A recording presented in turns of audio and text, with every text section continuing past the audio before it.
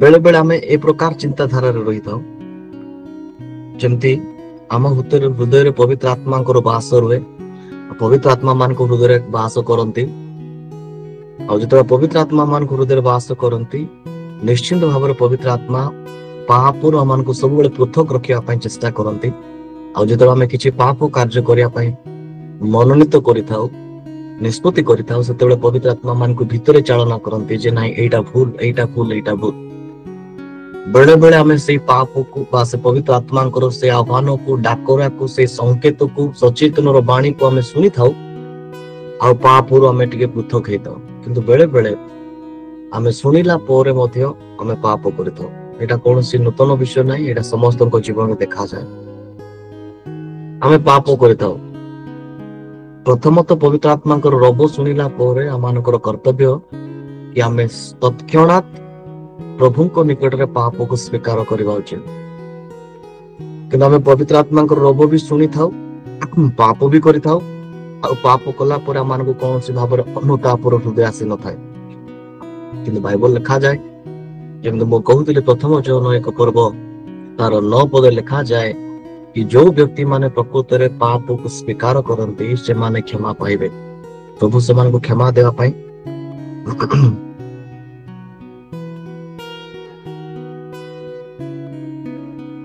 प्रभु से को क्षमा देवा पाई सब बड़े तत्पर रही तेबे एबे प्रश्न उठुची हेले पाप करिले पाप करिला पर स्वीकार कले ही आम को क्षमा मिलिबो तार अर्थ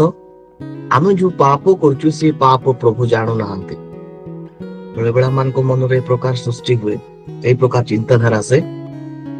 प्रभु एथिबा मान को कहिसंती कि जे आमे पाप स्वीकार करू ताकि आमे पाप स्वीकार कले प्रभु को जणा पड़िबो जे हां ये व्यक्ति एटा पाप कला ए जियो एटा पाप कला आम मन रे सेटा आसे आमे सेमती चिंता करिथाउ जे मु स्वीकार कले ही प्रभु जानिबे मु स्वीकार करिबि नै तबे प्रभु जानंती नै किंतु बाइबल जितेबाला में ध्यान सहित पढ़ुछु बाइबल लिखा जाए से आमानकर सृष्टिकर्ता अटंती से आमानकर अतीत को जानती से मानकर वर्तमान को जानती से मानकर भविष्य को मते जानती से आमानको संपूर्ण भाव रे जानती तार अर्थ कोन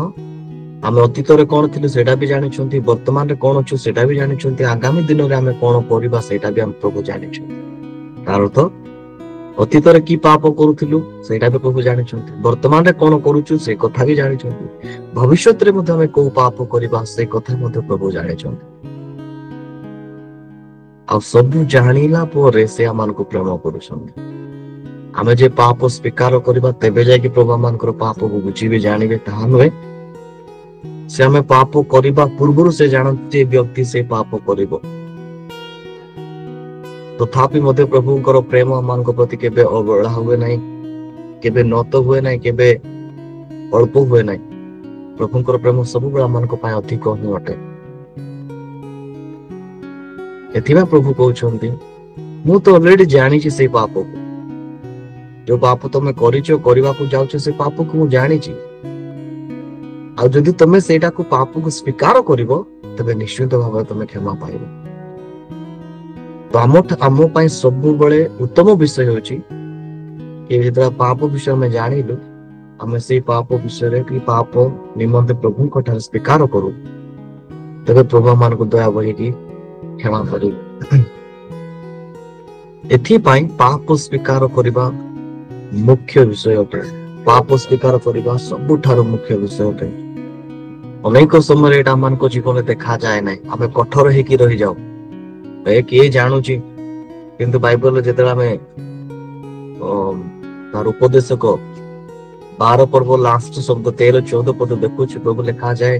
इवेन गुप्त समस्त विषय को विचार राणीबे इवेन गुप्त विषय मते विचार को आनीबे लिखा अछि तार तो गॉड नोस एवरीथिंग प्रभु सब विषय जानि छथि गुप्त जानि छथि पब्लिकली कोन करछ सेटा जानि छथि भावना रे कोन जानि करूछ सेटा भी जानि छथि केवल प्रभु गोटे विषय चाहंती प्रभु आज जानु नांती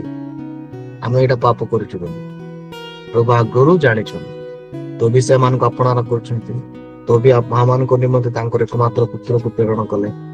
केवल प्रभु गोटे विषय चाहुछंती कि आम पाप को स्वीकार करू। तेणु आम पाप को स्वीकार करू, बाइबल प्रकाश करे आम क्षमा पाए।